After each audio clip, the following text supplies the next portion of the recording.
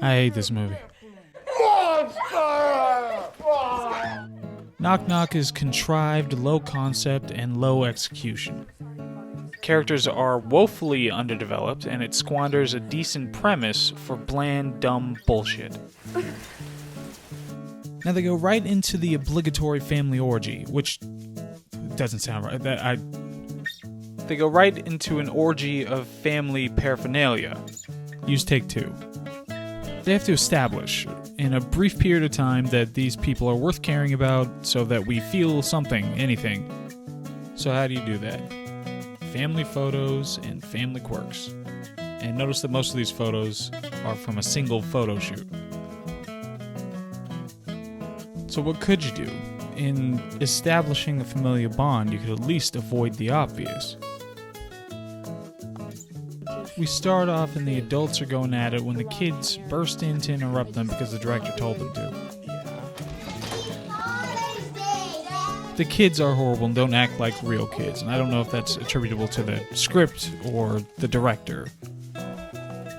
Worst present ever. That's dog shit. I love it. Mwah. I love it. Thank you. The kids act like how middle-aged men think kids act. Open it, open it, open it. Open it. Dad, why can't we take Monkey to the beach with us? Yeah, you know he loves the beach. Hey, Louis! Hey, guys. Gracias. Everybody packed? Yeah. Why does she finger the dog food? Dad, The writers and director and Eli Roth try to make Evan an endearing father, but he mostly just comes off as awkward. Your gun? Yes. Did you pack the bomb? Yes. Have you packed the cannon? Yes. Have you packed a chainsaw? You didn't pack the chainsaw? Go get the chainsaw, man!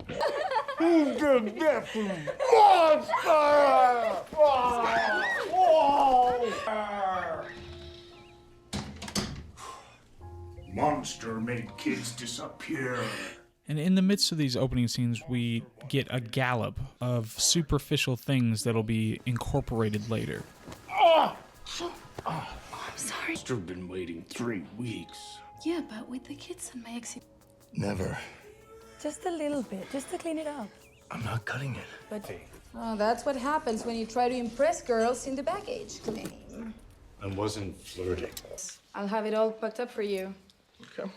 It's almost dried out. It's extremely fragile, and I don't trust those movers after the mess they made at the gallery. No. The problem is that all of these things that end up being reincorporated are either extremely superficial or completely undermine the characters. The reincorporation isn't smart or substantive or creative. So the family is off to the beach and Evan is stuck home architecting for the evening. We have this setup.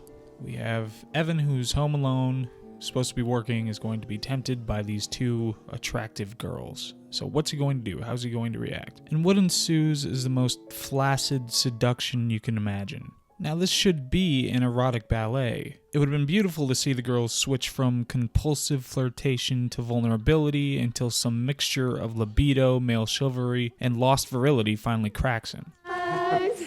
Instead they touch him and talk about his muscles. You're not 43. You must work out like every day. And he demurs and moves away. Then they talk about sex. Oh my god. I remember I fucked this model once, and while we were having sex, I caught him doing crunches in the mirror. And flatter. I take somebody that's older and more experienced over an Abercrombie model any day. Yeah. And talk about sex. Underwear models are the kind of guys you fuck when you're 14. Oh. And touch him.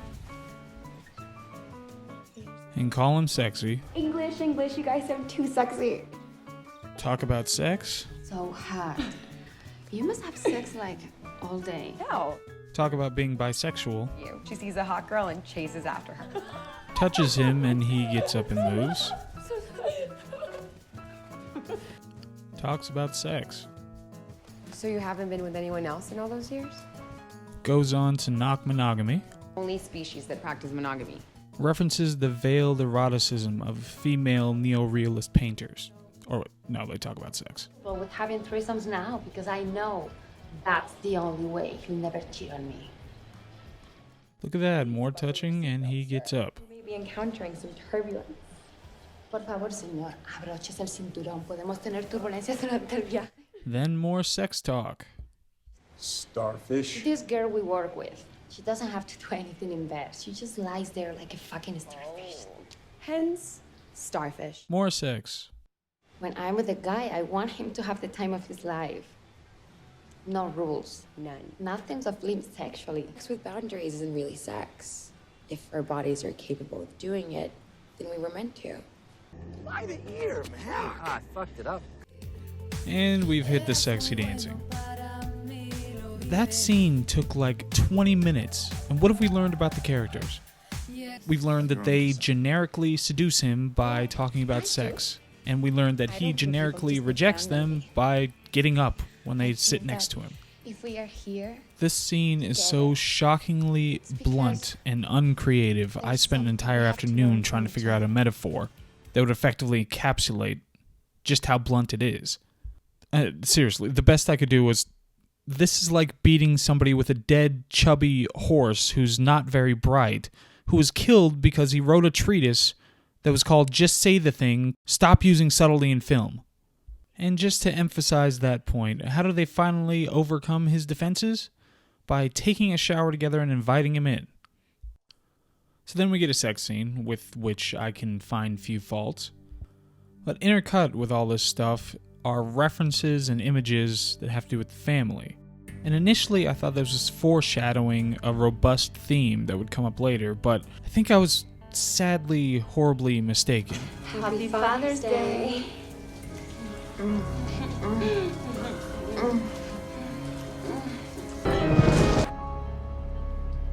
And here's just a peeve of mine. It's a cliche, it's completely unnecessary, but you get this knowing look between co-conspirators. It doesn't add anything. Here's Keanu trying to explicate the character and mine this project for some kind of depth. He gives us a kind of moral posture from which to look. And I like that Evan refuses to think that he did anything wrong. You know, he always blames the girl. He didn't, you know, and the girls are really kind of challenging him with that. You know, they're saying, we seduced you maybe, but you said yes, and we're going to punish you for that. An evil Bill and Ted place, because there's a dark side to Bill and Ted. How's it going, Bill and Ted? He wakes up to find they've ransacked his kitchen, which is an obvious reference to children trying to cook. Morning, Daddy. You get this abrupt change, and you start thinking, okay, who are these girls? And you're looking for things that underscore the theme and are interesting. But this is also where you see how shallow the characters are and how underdeveloped the theme is. Dress right now. Excuse me, sir, can you tell me where Evan is? You know that sweet guy that saved 2 girls from the rain? He's gone. He catches them defacing his wife's sculpture, which is, of course, a childlike thing to do.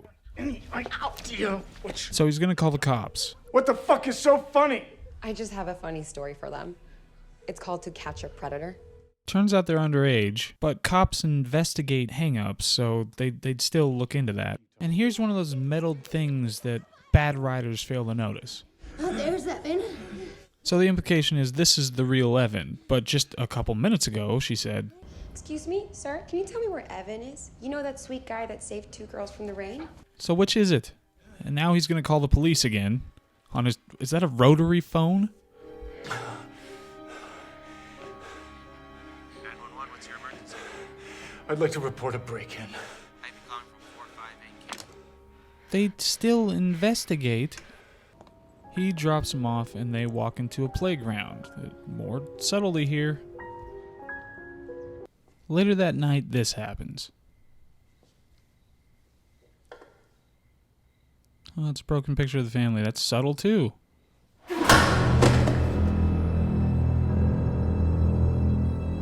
So now we're trying to figure out, are they crazy or is there some reason? Nice mouse face. Or is there some reason for them doing this? And can I emphasize how miraculous it is that the one hit from her knocked him out cold and they're just experts at tying people to things. You take that off. That's my daughter's. You take that off. You like how it fits me, Daddy? So maybe we're getting some insight here into the characters. Untie me, please. If you really love me, untie me. Ignore that asshole. He's not an asshole. Now they're both talking like she might be amenable to this persuasion. He doesn't love you the way I do. I love you, Daddy. I loved you ever since Mommy brought you home. Remember that night when we were all alone and you snuck into my room? And I pretended to be asleep. But when you took off my clothes, I couldn't pretend any longer. Alright, so maybe there's a history of abuse that gives some kind of a motivation to the character? Huh? Don't you want to fuck your little girl again? Did you forget what you did to me all those years? Why did you do that to me? Why? Alright, Half-Life 3 confirmed. Apparently there's abuse. You want something to eat, Val? No, I'm okay. Okay. Wait, what the hell? So initially, it seems like she's channeling the abuse, and then she's on the verge of a psychotic break, and that's what's motivating her. But now it seems like, what, they're just sociopaths, and they don't really care, they're just goofing around? So he struggles and gets free. Notice she doesn't yell out in concern. And does he grab the phone that was left 5 feet from him to call the police? Nope, he beelines it for the other girl.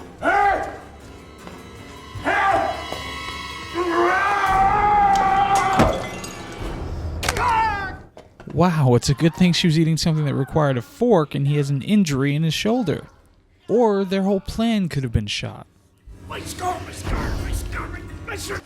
So luckily he didn't beat the other girl unrecognizable or use the phone that was sitting there to call the police or, I don't know, attack her in a different way that didn't make him vulnerable to fork strikes. Why did you hit me, Daddy? Now we have to punish you. Okay, now think what would be the most trite cliche thing that they could do that would also undermine the theme. Welcome to America's favorite game show. Who wants to be a pedophile? And that was it. That's when I knew this movie would be shite. Where we give the audience what... And as they go through this sociopathic game show, they keep shifting between what moral outrage you're supposed to be feeling and judging him for. Is it pedophilia, infidelity, or being a poor father?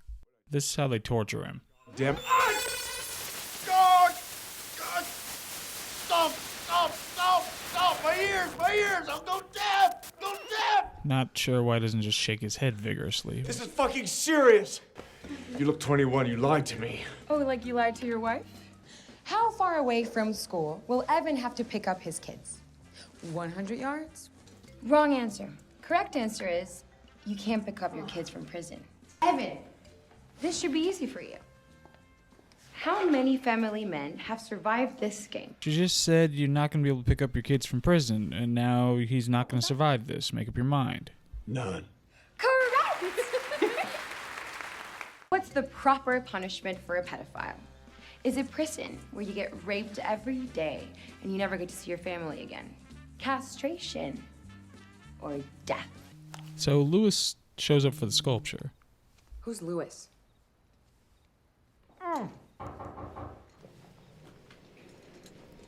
Lucky he turned around.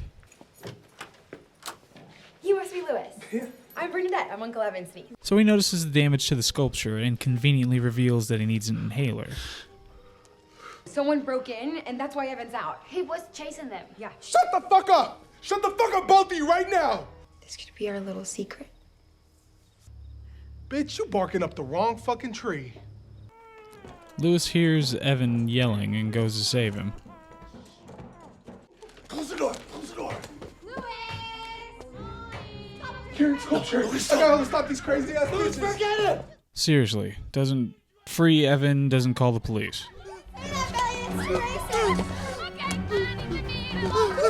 No, Genesis, get on that! Louis! How goddamn convenient. Louis!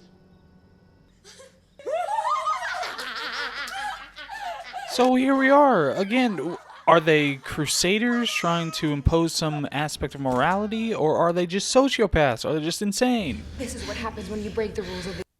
What rules? What are you talking about?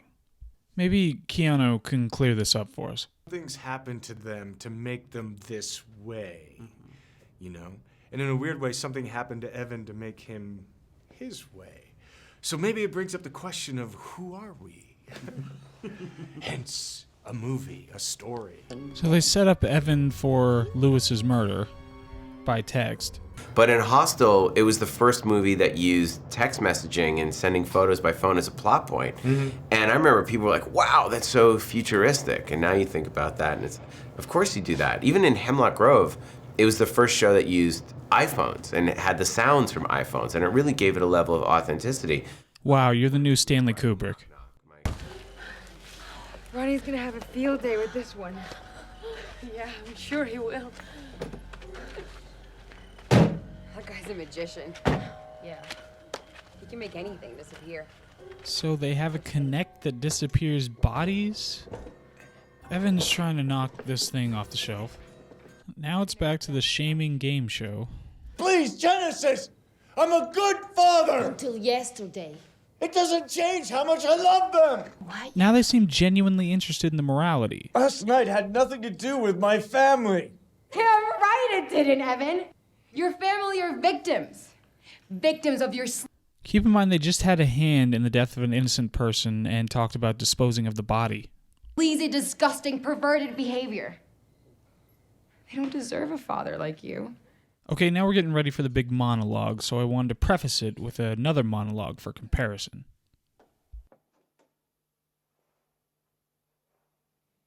To be or not to be? That is the question. Whether 'tis nobler in the mind to suffer the slings and arrows of outrageous fortune, or to take arms against a sea of troubles, and by opposing end them, to die, to sleep. Fuck us! Oh, twosomes, threesomes, it doesn't matter. Starfish, husbands, you don't give a fuck, you'll just fuck anything, you just fuck anything.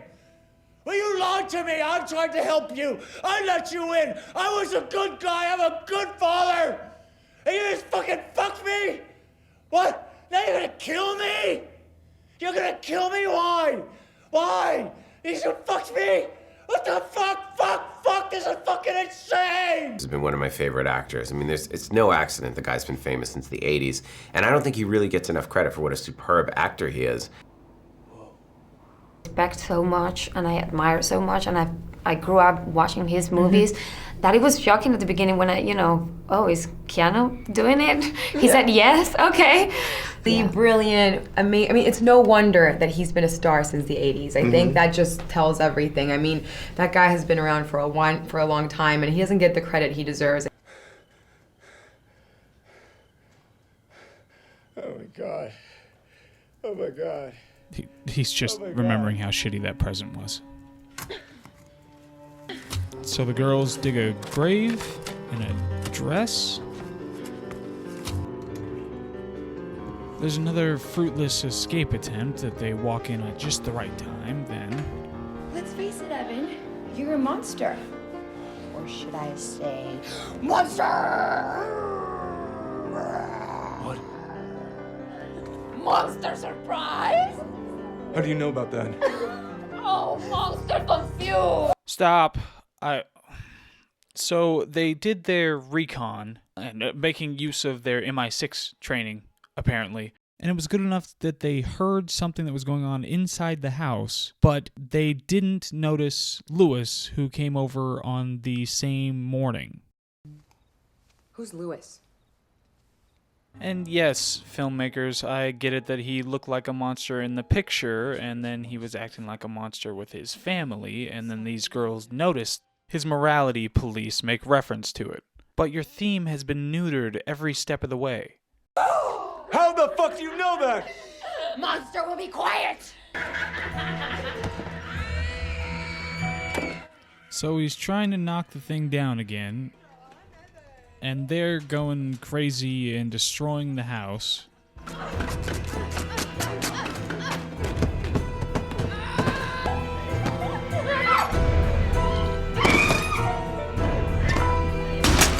Stop.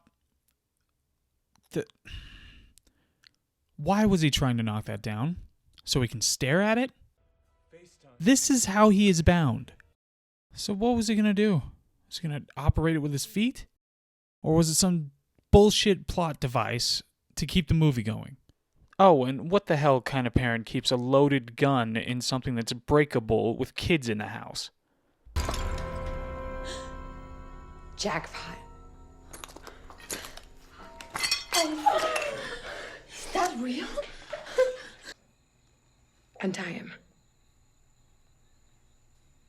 Are you sure? Yeah. Oh my god, did she even check to see if it was loaded? Is this going to be the 6th time that it miraculously works out for them? I don't own a gun. I don't shoot people.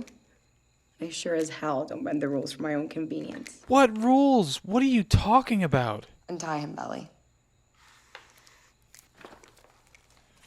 What do you want? I want to play hide and seek. Another child game?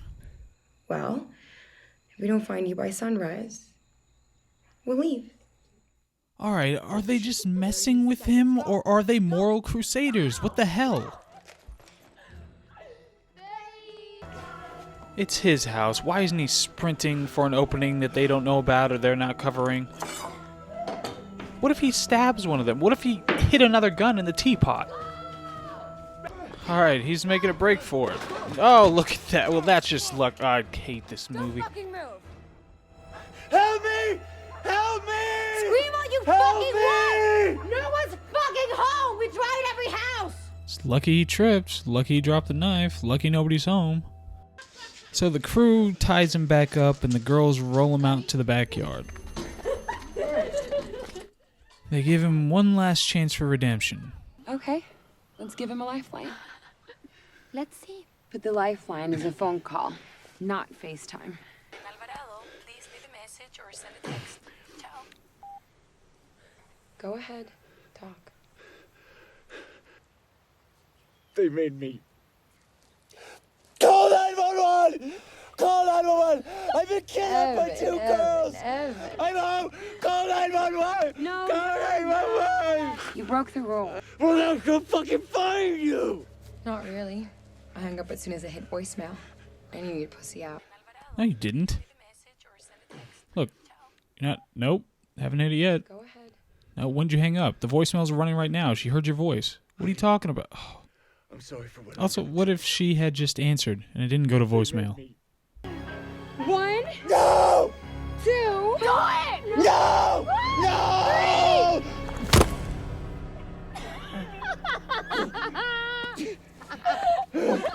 His face!